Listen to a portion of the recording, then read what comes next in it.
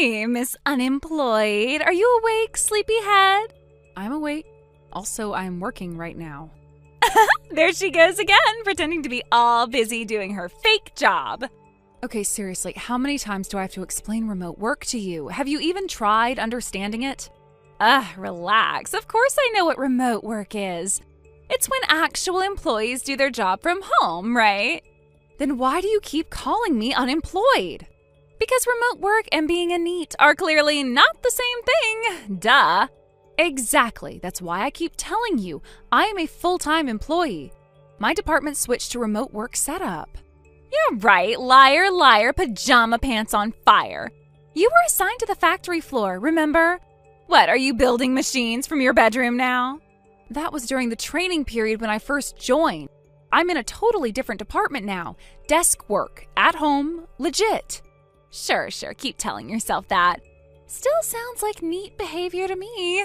Meanwhile, I'm out here thriving, working part-time and honing my bride-to-be skills. Living my best, most meaningful life. Ugh. You know what, fine, say whatever you want. I really do need to get back to work. Oh, totally. Back to that very intense gaming session, right? So sorry for interrupting your NEET lifestyle with real-world noise. My bad. You are hopeless. Bye. Don't work too hard. Or wait, do work, if you can call it that.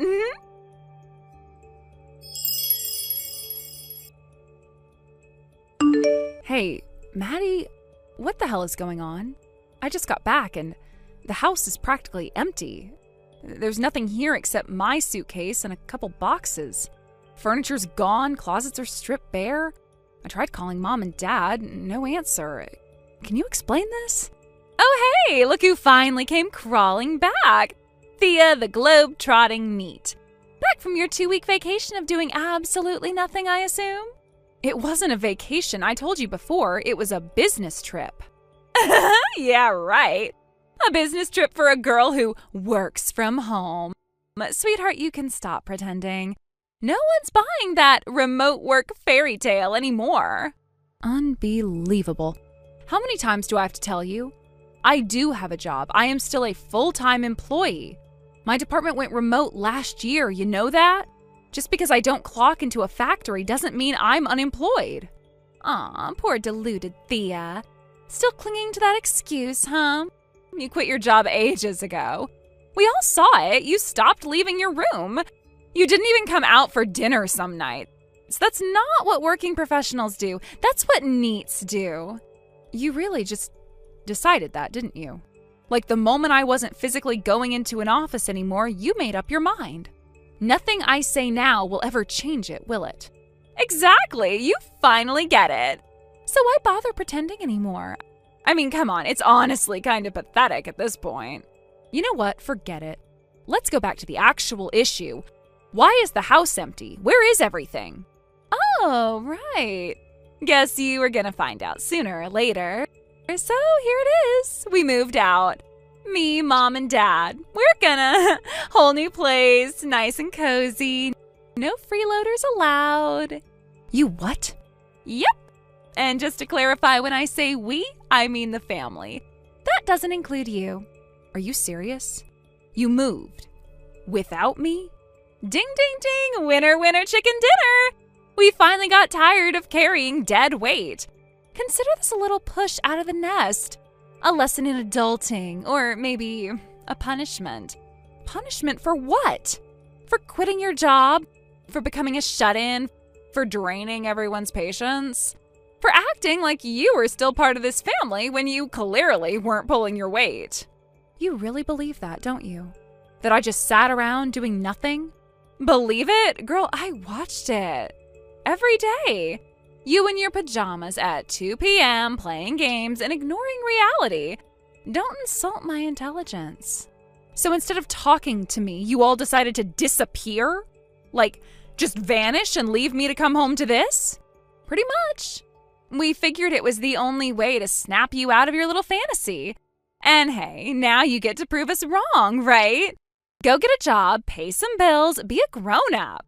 Or just stay here and cry. Up to you. Where did you even go?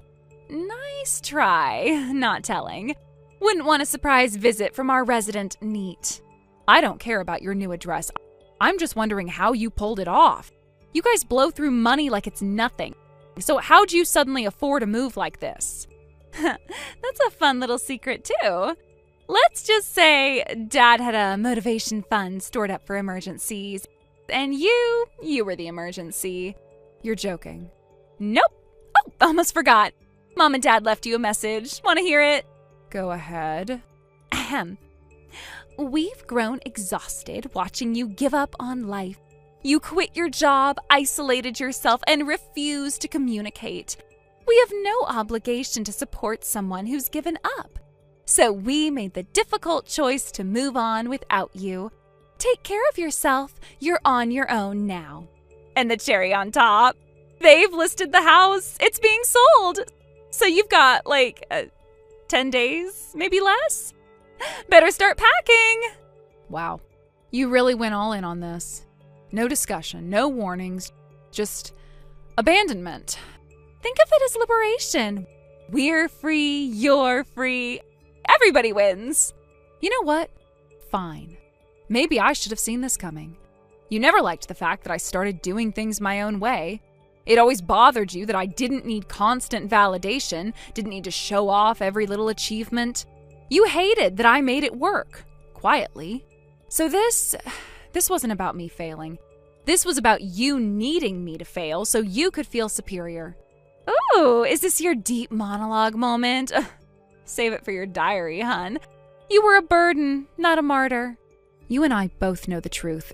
And one day, when all your smug little lies fall apart, when Mom and Dad are tired of pretending you're some perfect daughter, when life stops being fun and you need help, you'll remember this moment. And I won't be there. Please, keep the dramatics. We're done here. Officially. No more calls, no more texts, no more handouts. You wanted independence, right? Well, here it is. Enjoy it. I will. More than you know.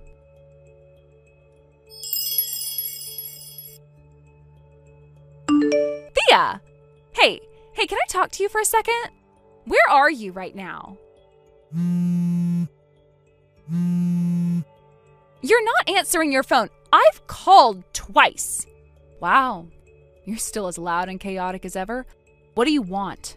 Oh, thank God, your phone still works. I wasn't sure if it would or if you'd blocked me. Anyway, where are you living now? Why do you care? Because when I went to the old house today, you weren't there. No sign of you, no clue where you'd gone. So yeah, I'm asking, where are you? Seriously? You're the one who told me to get out. Told me the house was being sold and I had no right to stay. I just did what you all demanded. I moved out. Okay, yeah, about that. The truth is, we kind of got kicked out of the place we moved into. Oh, really? Well, that's so unfortunate. Look, it's not what you think. We were staying at Uncle's place, all right? The one overseas? He's been on assignment for a few years, so we figured... Wait, you mean that huge house with the massive garden and the fountain out front? Yeah, that one. He wasn't supposed to come back for 3 more years, so we thought it'd be fine, just temporary. But 2 days ago, he walked through the door while we were eating dinner. Didn't even say hi, just screamed right in the face, "Get out!" And that was it. We were thrown out right then and there. Huh. So let me guess. You had the spare key since Dad used to water the plants when Uncle was away, right? You figured why not take advantage of it and just move in? Well, yeah, that's more or less what happened. Wow. So you really just made yourselves at home in someone else's house. Didn't even tell him. And you're shocked he lost it? Okay, we messed up. I get it. But right now, we don't have anywhere to go. So please, just tell me your address already. Why? Are you seriously going to play dumb? We are homeless right now. We don't have any place to stay. You're the only one we can turn to. Even if it's a gross little apartment you're living in now as a washed-up ex-NEET, we'll deal with it. We're willing to tolerate it, okay? So just tell me. Yeah, that's not happening. What? Why the hell not? Because I live in a company dormitory. It's employee-only housing. Hold on. Company dorm? Wait, You got a job? Then that means, oh my God, see, I knew it. It worked. You finally got off your butt because of us. Us kicking you out was the wake-up call you needed. That means you owe us for where you are now. So in return, you can help us out with a place to stay. You're unbelievable. I've been working at the same company ever since I graduated. Excuse me? No, you quit. You went full-on NEET, remember? For the 100th time, I was working remotely. It's called a laptop and an internet connection. But I guess that's too futuristic for you. Oh, please, if you're gonna throw that around, prove it. Ask our uncle. What? I ran into him the other day. Well, turns out my company has ties with his. F Corporation, right? I was there on official business. Guess who I bumped into just after he landed back in Japan? We exchanged business cards. He was very interested in the one with my name and job title on it. Wait, so you weren't a NEET? Nope. Never were, never was. Maybe if you actually listened to something other than your own voice, you'd have picked up on that. Or maybe your comprehension skills are just shot. Do you even understand English anymore? You good? Shut up! This isn't the time for your smug attitude. We seriously don't know what to do about housing. What are we supposed to do now? I don't know. Rent a new place? We can't! Why not? I mean, it's complicated, okay? Let me guess. Dad still refuses to adapt to technology. He didn't want to do remote work, so he forced his team to do everything manually, piled all the digital tasks onto someone else. Company operations fell apart, clients left, and boom, major losses. Eventually they fired him. No severance, no benefits. Which means no money to rent an apartment. How the hell do you know that? Oh, right. Forgot to mention, my boyfriend works at the same company as Dad. News travels fast. You what? You have a boyfriend since when? For a while now. Unlike you, I don't feel the need to broadcast my personal life to the world every 5 seconds. Are you freaking kidding me? Why is it that you get to have the perfect life? The job, the dorm, the boyfriend, the future? What the hell happened? Why did everything fall apart for us and somehow go great for you? You really want the answer? Yes! Because you never listened. Because you were so wrapped up in your own narrow view of the world, you couldn't accept a reality that didn't match your assumptions. You thought you were punishing me by kicking me out, but all you did was give me peace. Meanwhile, you took advantage of people, you squatted in a house that wasn't yours, you got kicked out by family, and now, shocker, you've got nowhere to go. Everything you're suffering now, that's just the consequences of your own arrogance. Please, Thea, can't you help us? Just this once? Excuse me? We have nowhere left to go. It's me and Mom and Dad. We're desperate. Please, just for a few days, let us stay. We're still family, right? Family? That's rich. Weren't you the one who said I wasn't part of the family anymore? Didn't you all agree I was nothing but dead weight? Oh, that was a mistake. We were trying to help you. We didn't know. We didn't understand. No, you didn't care to understand. You didn't want to. You were so desperate to paint me as the problem, you never stopped to consider whether you might be the ones in the wrong. Please, I'm begging you, don't abandon us like this. That's exactly what you did to me. Remember? You told me I was on my own. You sold the house, you cut me off. You celebrated when I was left with nothing. You wanted me gone. Well, now it's your turn. Thea! I have a life now. A stable job, a future. And I don't need you dragging me back into that toxic mess. You burned the bridge. Don't expect me to rebuild it for you. Wait, Thea! Please, just wait a sec. Goodbye, Maddie. And good luck. You're going to need it.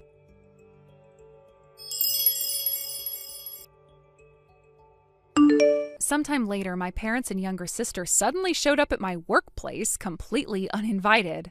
The absurdity of the situation was hard to process. They barged in with some twisted idea of a dramatic confrontation, believing they could force me to listen, to return, or perhaps to shame me into submission. But what they didn't realize, what they never took the time to understand, was that the department they stormed into wasn't even where I worked anymore. It was the production messaging department, the one I had trained in when I first joined the company. I had told them months ago that I was now with a team that works mostly remotely. Apparently, they either didn't listen or didn't care to remember. That moment hit me harder than I expected. Standing there, hearing from my coworkers how my family had just walked in demanding to see me, it struck me all at once. They really, truly had not changed. After everything that had happened, after the damage they caused, after the separation, they still didn't bother to learn a thing about me. It was disheartening. Not because they came, I'd half expected them to eventually, but because even in their effort to confront me, they still didn't see me for who I really was. I wasn't their puppet anymore. I was their fallback plan or their emotional punching bag. But they showed up like it was still the old dynamic, as if nothing had changed. Thankfully, my company already knew the gist of the situation. When I had moved into the employee dormitory, I gave HR a quiet but honest explanation of my background, just enough so they'd be prepared in case my family ever tried something like this. So when they arrived and caused a scene, the factory manager was the one who dealt with them, and I will always be grateful for that man. From what I heard, he sat them down and scolded them thoroughly, calmly but firmly. He made it clear that their actions were inappropriate, that their behavior was disruptive, and more importantly, that their access to me was over. Then he sent them on their way. But it didn't end there. My uncle, who had always been a quiet but practical man, apparently saw this as a turning point. He knew that if something didn't change, my parents and sister would try to chase me down again, maybe at my home, maybe elsewhere. To prevent that, he found them a live-in job opportunity far from the city. Now the three of them lived together in a 200-square-foot room in a small hot spring town, working basic jobs that include maintenance and light cleaning. It's humble work, and the pay reflects that. Combined, their income doesn't even reach half of what my father used to make during his salaryman days. They're scraping by, barely, and while I don't wish hardship on anyone, I can't help but feel a sense of distance, of closure. I finally understand that my life no longer has to revolve around them, and maybe theirs can no longer revolve around me. Thank you for watching and listening. We hope you enjoyed the video. Don't forget to like this video and subscribe. Also, feel free to leave a comment about what you thought of the story. We look forward to seeing you at the next story. Yo, Stefan! Wait, Cameron? Man, this beer hits different in the middle of the day. So good! You're day drinking again, seriously? What about you? Where are you right now? Work? I'm in the office, where normal people go during the week. Whoa, look at you, the model corporate slave. Salute, my dude. I wouldn't say I'm a slave. I've got decent hours. If you're working, you're already a slave. It's that simple. Oh no, here we go. You're bringing back your old working is losing slogan? Damn straight! The whole man goes out to work, woman stays home and cooks thing is outdated. Now it's our time. The future belongs to guys like me, pampered and proud, living off hard-working women. That's the new era, baby. So, basically, you want to be a house husband? Whoa, hold on, that term? Way too lame, doesn't suit me at all. If we have to label it, I'd say I'm a modern-day gigolo. The gigolo. Get with the times, Stefan. That's not a gigolo, that's just a freeloader. Excuse me? I mean, you're already sponging off your dad, drinking in the middle of the day, no job, no plans, and now you're actively looking for a girlfriend who'll fund your lazy lifestyle? I hate to break it to you, but you're not exactly selling yourself as husband material here. What? You're gonna eat your words, my friend, because guess what? I found her! The woman who'll make my dream come true. Wait, what? You're serious? As serious as my lack of ambition, my dude. The gigolo era is about to begin in full force. Okay, first of all, please stop calling yourself that. It's embarrassing. Second, Who on earth is this poor woman? You're jealous, huh? Admit it! Not even remotely. Well, you should be. Actually, you kinda helped make this happen, so props to you. What are you talking about?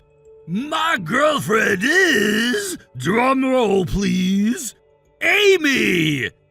Amy? As in Max's little sister, Amy? The one and only, who else? You're dating Amy. You know she's got a good job, yeah, but are you actually serious about her? Ooh, somebody's panicking! No, not panicking, just trying to wrap my head around this. Doesn't matter what you think. Amy and I, we're in love. You, my friend, are just an outsider, so stay in your lane and keep your comments to yourself. All right, if you say so. Anyway, I gotta bounce. Got a hot date with my sugar queen. And yeah, in case you were wondering, it's gonna be one of those nights. Hope you enjoy crying yourself to sleep while I'm living the dream. Wait, why would I be crying? Come on, man, no need to pretend. I know deep down you're jealous of my lavish, carefree, woman-funded lifestyle. Right.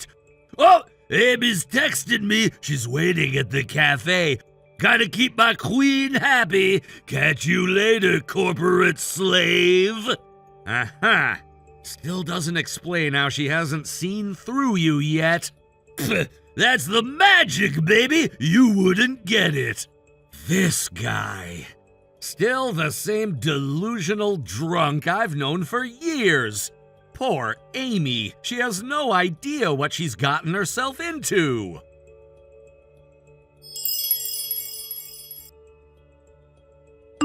Yo! Bro, are you serious right now? What is it this time? You're still going ahead with your wedding plans?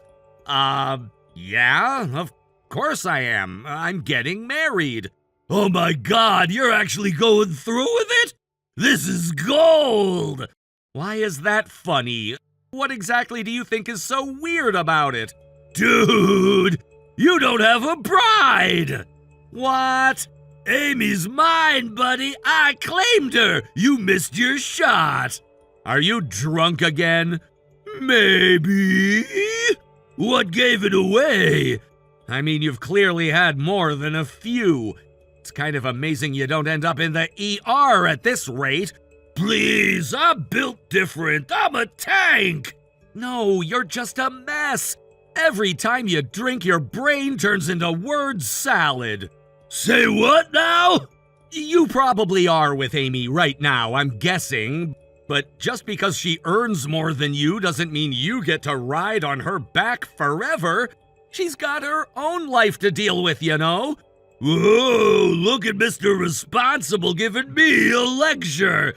That's adorable. But newsflash, you're not her dad, so back off, man. I'm just saying, don't leech off her like it's your life mission. You're crossing into full-on embarrassing territory with that the gigolo stuff. Oh, shut up already. You're just salty because I'm living the dream and you're stuck slaving away in that soul-crushing job. Right, because being an unemployed freeloader is everyone's dream life. Damn straight it is. Get yourself a woman who works hard and you can spend your days drinking beer and playing video games.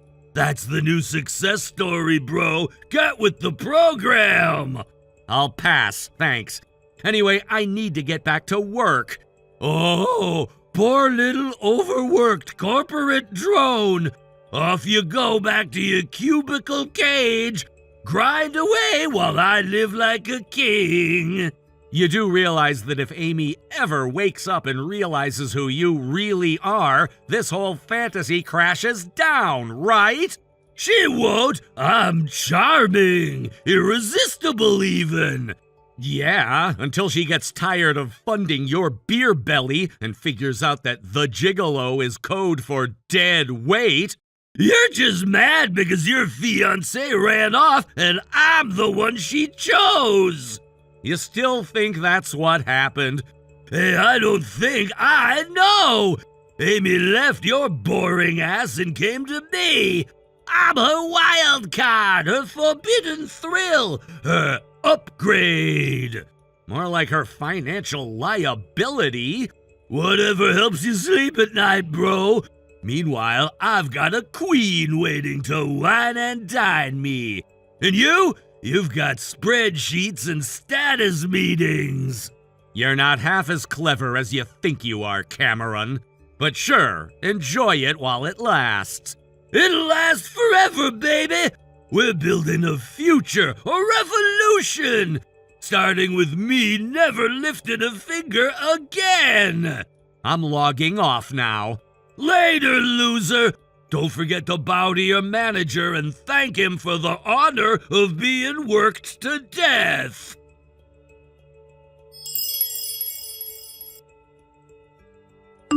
Hey, Max. It's me, Steven. Sorry, are you still awake? Yeah, I'm up. Is everything okay? Kind of. This might sound like a weird question, but did you know that Amy is dating my brother? Wait, what? My sister is dating your brother? That's what he told me. And judging by how smug he sounded, I don't think he's making it up. Wow. Okay. Do you want me to be honest? Please, I already have a pretty good idea what you're thinking, so don't hold back. Amy's... well, she has a history. Let's just say she's got a real talent for attracting the worst kind of guys. You mean the whole magnet for losers kind of thing? Exactly. Deadbeats, freeloaders, guys with alcohol issues. That's basically been her entire dating resume. Then yeah, that checks out. That's definitely my brother. Right. You've told me before how you constantly worry about him, how he drinks too much, can't hold a job, always causes trouble. And Amy, well, I've told her so many times that she needs to stop with this pattern. But you know how things are between us. We're not exactly best friends. Yeah, you've mentioned that. I remember you said the two of you can barely have a conversation without it turning into a fight. Exactly. So even when I try to say something, she just tunes me out. In one ear, out the other. It's like I'm invisible. That sucks. But honestly, I get it. At some point, they're adults. They're going to do what they want, no matter what we say. Yeah, that's how I'm starting to feel too. There's only so much interference we can run before it crosses into meddling. Exactly. I guess we just keep an eye on it for now. Let them make their own mistakes. Agreed. If it blows up, it blows up. I just hope Amy comes out of it okay this time. Yeah, same here. Honestly, if this was anyone but my brother, I might have tried harder to stay out of it. But knowing him, I'm just bracing myself for the inevitable crash. Well, if it makes you feel any better, she probably won't listen to him forever. Amy has this pattern. Once she realizes the guy's not changing, she cuts them off cold. Problem is, that realization always takes way too long. That sounds exactly like the kind of ending I'm expecting here. Just let me know if your brother does anything too crazy, okay? I might not get through to Amy, but I can still look out for her from a distance. Will do. And hey, thanks. I wasn't sure how you'd take it. I know family stuff can get weird fast. It is weird, but we're on the same team here. We both want to protect the people we care about, even if they don't make it easy. Yeah. And, well, with everything else going on, I don't want this to mess up what we've got coming this weekend. No worries. I've got my game face on. We're going to make this weekend awesome. Thanks, Max. I mean it. Always, Steven. We've got this.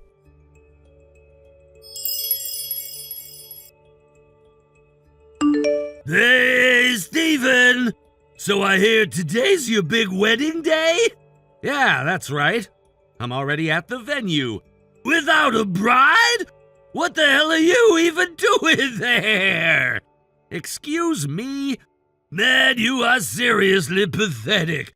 Clinging to her like this? It's actually kind of scary. So what's your plan, huh? What are you talking about? You're really gonna go through with a wedding when you don't even have a bride? For real?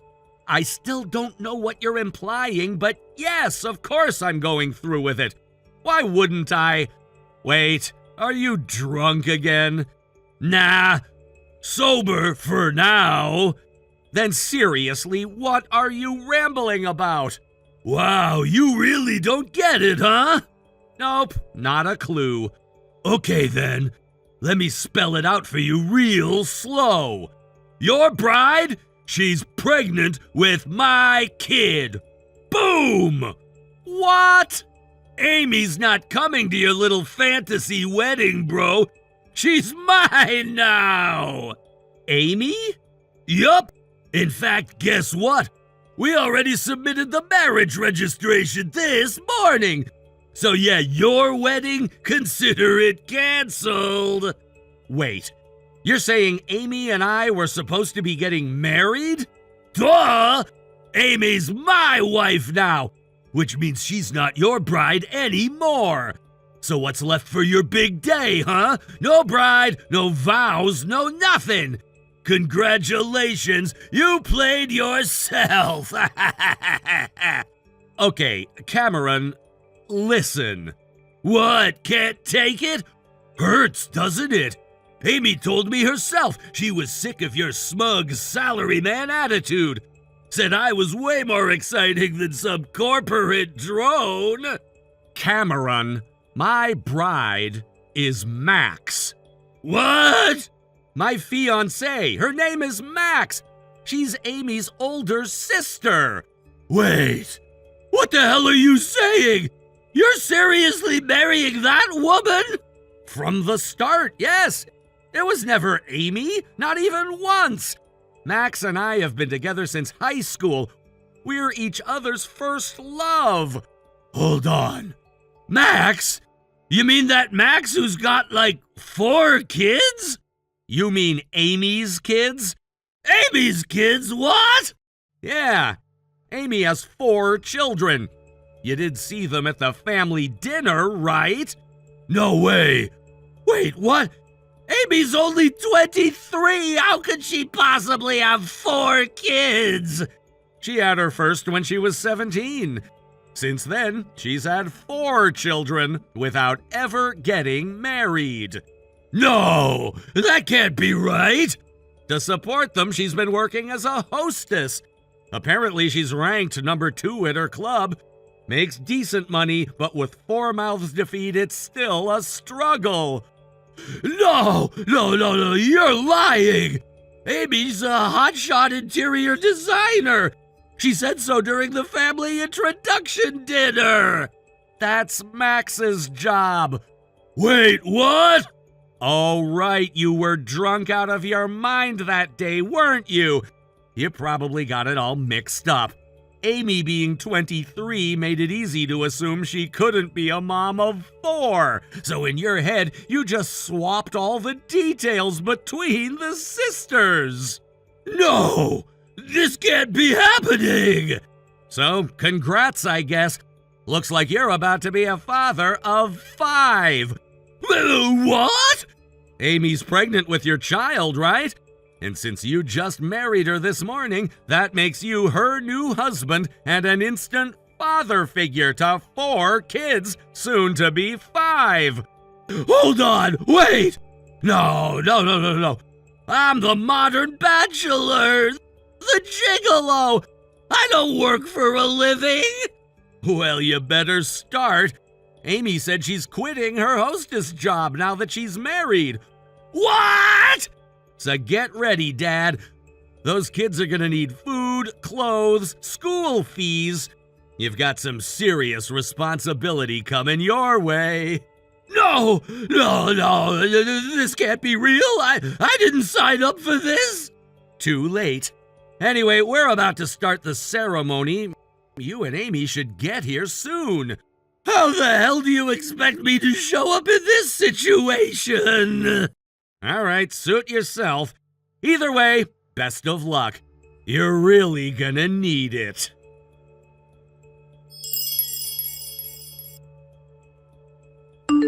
After that, my older brother and Amy didn't show up to our wedding. Their absence was impossible to ignore. 2 glaringly empty seats right in the front row, saved specifically for family, sat untouched the entire ceremony. Guests whispered, speculating, trying to piece together what might have happened. But then, during the reception, when we made the sudden announcement that the 2 of them had gotten married, a strange hush fell over the room. And instead of the uproar or confusion I half expected, everyone just nodded, as if it all somehow made sense, as if they'd already suspected something was going on between the 2 of them all along. With that news out in the open, the rest of the day proceeded without a hitch. No more surprises, no more drama. Our wedding, despite the turbulence around it, ended peacefully. But in my heart, I couldn't help but feel that something strange had just begun. 6 months later, the 2 of them are still married. No scandal, no divorce. They're still going, though maybe not thriving. From what I've heard through the family grapevine, Amy managed to leverage her old hostess connections, people she knew back when she worked at the cabaret, to find my brother a job. Not a particularly glamorous one, but it paid. And in that sense, she'd taken on the role of his handler, his supervisor, maybe even his life coach. Some people joke that she's running a rehabilitation program for useless men, and my brother is her long-term project. But it's not funny when you really look at them. Amy isn't just managing his life, she's dominating it. Her true personality, which many of us never saw during the brief times we interacted with her before the marriage, has come to light in full force. She's a fiercely possessive woman, controlling even. Marriage seems to have unlocked this side of her. Now that she has a legal grip on my brother, she's not letting go. Not emotionally, not physically, not in any way. She dictates everything. His working hours, who he can speak to, where he goes on weekends, what he spends. From what I hear, even something as simple as going to a convenience store requires her approval. He no longer has any friends left to speak of. Most of them distanced themselves after seeing how unreachable he'd become. And those who stayed were quietly pushed out of his life, either by Amy directly or by the sheer emotional exhaustion of trying to keep in touch with someone who was clearly under someone else's thumb. The irony? My brother was never the responsible type. He always needed someone to guide him, to clean up his messes. He coasted through life depending on others to do the heavy lifting emotionally and financially. In that sense, Amy might have been the only one willing, or perhaps desperate enough, to take him on as a project. But now, seeing him like this, it doesn't feel like a love story. It feels like a long, slow erosion of who he used to be. Just a few days ago, I happened to spot him in town. It was completely by chance. I was on my way back from running errands when I saw a man pushing a large double stroller with 3 more kids clinging to his sleeves. It took me a moment to even recognize him. His shoulders were slumped, his face pale, dark circles under his eyes, and a distant, almost hollow look in his eyes. He didn't see me, didn't even glance up.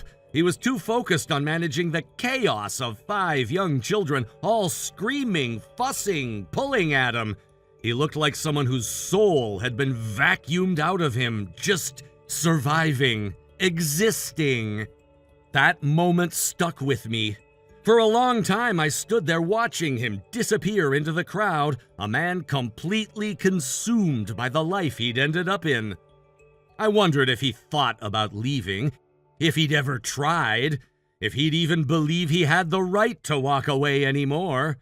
Amy has him so tightly wrapped in rules and responsibilities that I doubt he remembers what it felt like to be free, or to make choices for himself. And then there's Amy. Some say she genuinely loves him in her own twisted, authoritarian way. Others believe she married him because he was easy to mold, someone she could bend to her will. Maybe it's both.